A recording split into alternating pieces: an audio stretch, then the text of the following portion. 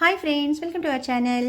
Friends, ఈరోజు మనం మాండార్దేవి దర్శనానికి బయలుదేరుతున్నామండి. ఇప్పుడైతే మనం రోడ్డు పైన వెళ్తున్నాము. చుట్టూ ఉన్న ప్రకృతి, కొండల వ్యూ చూడండి ఎంత బాగుందో.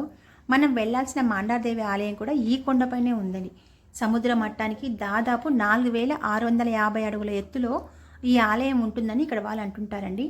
ఇప్పుడు మనం కొండ వైపు వెళ్తున్నాము. రోడ్డు చాలా ఎంత అందంగా ఉంటుందండి.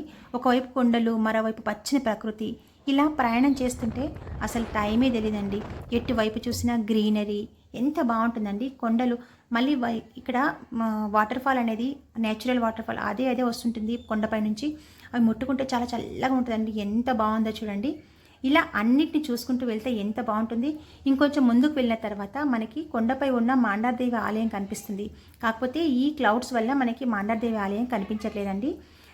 మాండాదేవి ఆలయం అనేది చాలా మహిమగల ఆలయం అని ఇక్కడ వాళ్ళందరూ అంటున్నారండి. మరి అక్కడికి మనం ఆ కొండపైకి ఆలయం దగ్గరికి వెళ్ళినాక నేను ఆలయంది కూడా మీకు వ్యూ చూపిస్తాను.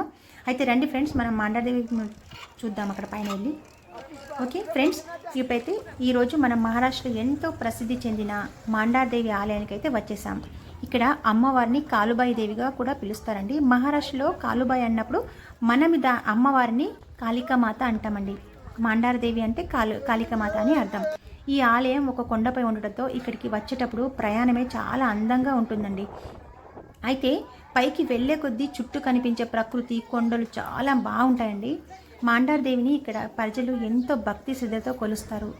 అమ్మవారిని దర్శించుకోవడానికి దూర ప్రాంతాల నుంచి కూడా భక్తులు వస్తుంటారండి. అయితే ఇక్కడికి వచ్చిన తర్వాత ఆలయ వాతావరణం చూస్తే మనసుకి ఎంతో ప్రశాంతంగా ఉంటుంది.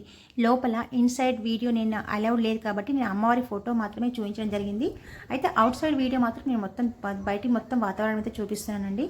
ఓకే ఫ్రెండ్స్, ఇక్కడ మనకి ప్రశాంతంగా ఉంటుంది కదా.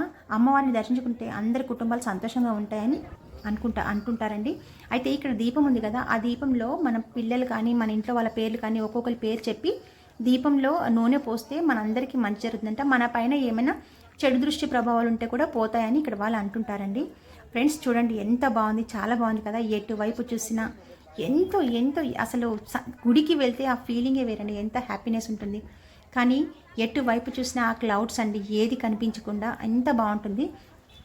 ఫ్రెండ్స్ ఫైనల్గా మేము ఇప్పుడు దర్శనం అయితే కంప్లీట్ అయిపోయింది. ఇంకా వెళ్తున్నామండి. రోడ్ పైన చూడండి, నార్మల్గా ఫోన్లో అయితే ఇలా క్లియర్ కనిపిస్తుంది, రియల్గా అయితే ఫాగ్తో నిండిపోయింది, ఏం కనిపించట్లేదు. పార్కింగ్ లైట్స్ వేసుకుని వెళ్తున్నామండి. ఫ్రెండ్స్ ఇంకా ఈరోజు మనం మాండారదేవి దర్శనం అయితే మీకు నచ్చితే మన వీడియోకి లైక్ చేయండి, మన ఛానల్ని సబ్స్క్రైబ్ చేయండి. మళ్ళీ ఇంకో మంచి ప్రదేశంతో మీ ముందు ఉంటాను. అప్పటి వరకు మన ఛానల్ని తప్పకుండా లైక్ చేయండి, షేర్ చేయండి, సబ్స్క్రైబ్ చేయండి. Okay friends, thank you.